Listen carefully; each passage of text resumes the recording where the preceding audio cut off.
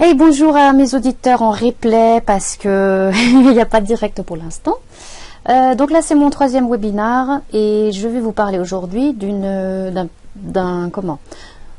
style d'auteur dont j'ai parlé hier. Vous vous rappelez, il y en avait 9. Donc aujourd'hui j'aborde le style d'auteur maman. C'est-à-dire qu'en tant que maman, qu'est-ce que vous pourriez bien avoir à raconter en livre? Et bien vous allez voir plein de choses. Donc un mot vite fait sur la maman. La maman, par extension le parent, hein. C'est un état qui est permanent, qui peut être ressenti depuis la conception pour certaines et qui se termine jamais. Voilà, on est toujours maman, mais bien sûr à différents niveaux et de différentes façons. On n'est pas maman pareil avec un nouveau-né, un bébé, un petit qui marche, un enfant de 3 ans, 10 ans, 15 ans, qu'un adulte qui a 40 ans. Bon, ceci dit, on est toujours maman. Mais là, je vais m'adresser plus spécifiquement aux mamans d'enfants en bas âge qui voudront avoir les souvenirs impérissables de tout ce qui se passe avec leur progéniture. Alors, voyons ça un petit peu plus précisément. Vous allez pouvoir, en tant que maman, créer 6, j'ai mis source, mais bon, 6 sortes de livres.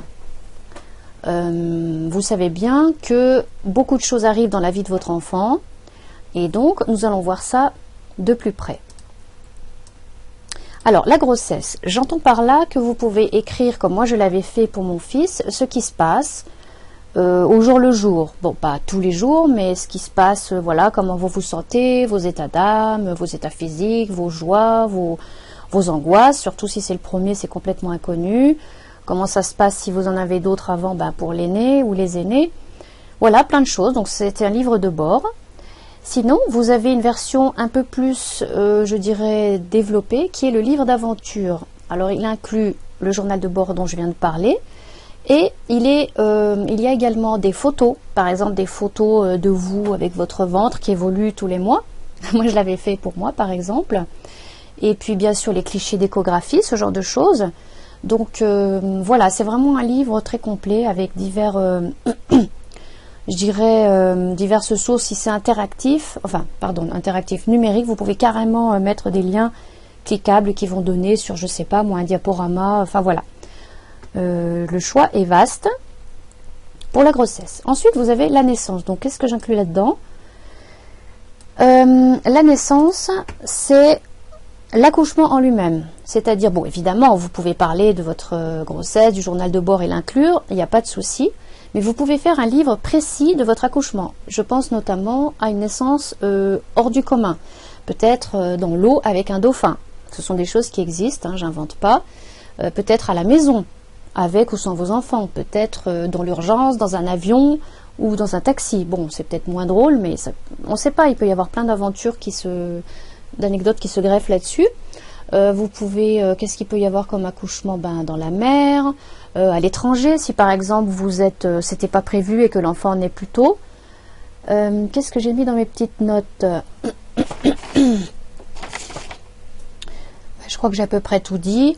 Qu'est-ce qu'il y aurait d'autre? Voilà, un accouchement donc vraiment spécial, ou mettons des jumeaux ou des triplés, et puis que voilà, c'est particulier. Ou tout simplement, même s'il n'y a rien de spécial, vous avez envie d'évoquer ça. Donc ça peut être 15-20 pages, hein, il n'y a pas besoin d'avoir énormément de feuillets, mais voilà pour la naissance en elle-même. Ensuite, les premiers pas. Alors les premiers pas, c'est-à-dire un petit peu le journal de bord de votre enfant depuis la naissance jusqu'à, je ne sais pas, ce qu'il est quelques années, 8 ans, 10 ans, comme vous voulez. C'est pareil, ça peut être greffé à un journal, un livre de grossesse et ou de naissance, il n'y a aucun souci là-dessus, mais vous pouvez le condenser juste pour les premiers pas. Donc voilà pour l'évolution de votre enfant.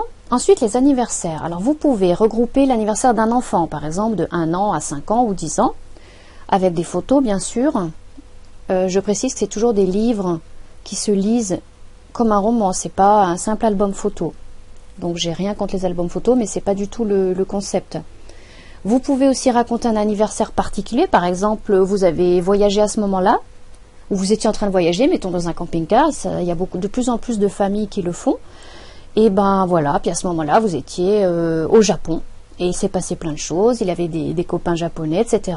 Vous pouvez même faire visiter en même temps la ville où vous étiez. Enfin voilà, ça fait un livre super.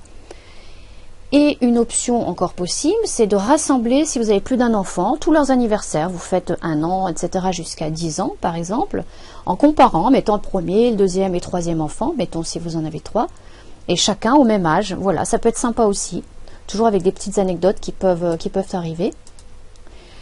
Ensuite, vous pouvez choisir comme sujet, en tant que maman, que parent, les vacances, les loisirs. Alors, le classique, on va dire, souvenir de vacances, mais quand même pas mal élaboré avec des anecdotes, des histoires, etc. Ça peut être sur plusieurs années, plusieurs vacances sur plusieurs années, il n'y a pas de souci. Hein. Vous pouvez, alors là, un petit peu plus précisément, qu'est-ce que j'entends par là? Les deux suivants. Les passions de l'enfant, ça peut être, mettons qu'il est passionné d'origami, eh bien, vous faites un livre là-dessus. Il peut faire partie d'un club, vous en parlez, vous mettez des photos.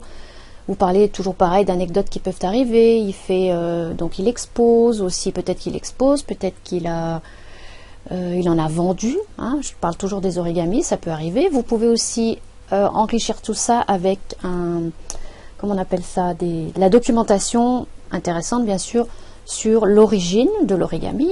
C'est japonais, etc. Vous parlez du Japon, vous parlez de je sais pas de champions d'origami. Vous mettez des exemples, des photos, tout ça.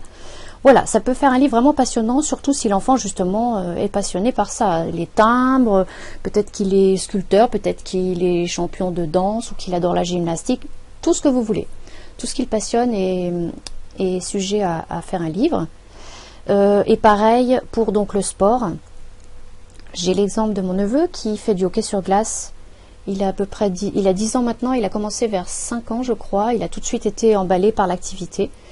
C'est une activité d'ailleurs pour les parents très prenante. Souvent les dimanches, pratiquement tous les dimanches l'hiver, ils sont pris pour faire des matchs, des fois dans une ville plus lointaine, tous les mercredis, je crois certains soirs aussi. Enfin, c'est une activité vraiment, je n'en connais pas de plus prenante que celle-ci. Peut-être que ça existe, mais voilà, donc il faut vraiment que l'enfant soit passionné parce que sinon c'est une galère. Mais voilà, il peut se passer plein de choses. Vous pouvez aussi agrémenter le livre avec l'histoire de ce sport, des exemples de livres jeunesse, de films jeunesse en rapport, etc. Voilà. Et puis ensuite, alors les fêtes religieuses, bon bah ça, on devine assez facilement ce que c'est, hein, tout ce qui est baptême, communion, confirmation, les fêtes communion juive, la circoncision, pourquoi pas, enfin voilà, tout ce qui est événement de ce genre, de ce type, que l'enfant, auquel l'enfant participe, vous pouvez aussi l'intégrer. Voilà, ben on arrive déjà au bout. Donc, si vous êtes une maman ou un parent concerné par ce cas et que vous voulez mettre en lumière votre enfant, une activité qui le passionne, un sport dans lequel il excelle, peu importe ce que c'est, je ne sais pas, même si ça vous semble insignifiant comme la passion des fourmis, qu'il a, je ne sais plus comment on appelle ça à la maison. Enfin bref, vous savez, on peut reformer tout ce qui est fourmis, terre, etc. Terrarium, bon je sais plus, enfin voilà, ça se fait beaucoup d'ailleurs, c'est un petit peu à la mode. J'ai cet exemple là qui m'est venu comme ça, mais voilà, rien n'est insignifiant, surtout en ce qui concerne votre enfant, vous le savez bien, et puis il serait peut-être sûrement content de le lire plus tard, d'avoir à découvrir ce qu'il faisait à ce moment là, etc. Et c'est beaucoup plus vivant qu'un album photo. Voilà, donc vous pouvez me contacter tout de suite par l'un des moyens qui s'affiche là. Vous les aurez un petit peu plus tard par écrit, par mail pour les relever. Donc il n'y a pas de souci, hein, vous inquiétez pas. Ça va réapparaître. Voilà, donc le remue-ménage habituel. Si vous avez des questions par rapport à ça, des idées, des suggestions, des témoignages peut-être, ça m'intéresse vraiment beaucoup. Et voilà, eh bien je vous laisse pour la prochaine fois. Demain nous parlerons d'un autre type d'auteur. Voilà, vous verrez si vous en faites partie. Et en attendant, à bientôt. Ciao, ciao, merci de m'avoir écouté.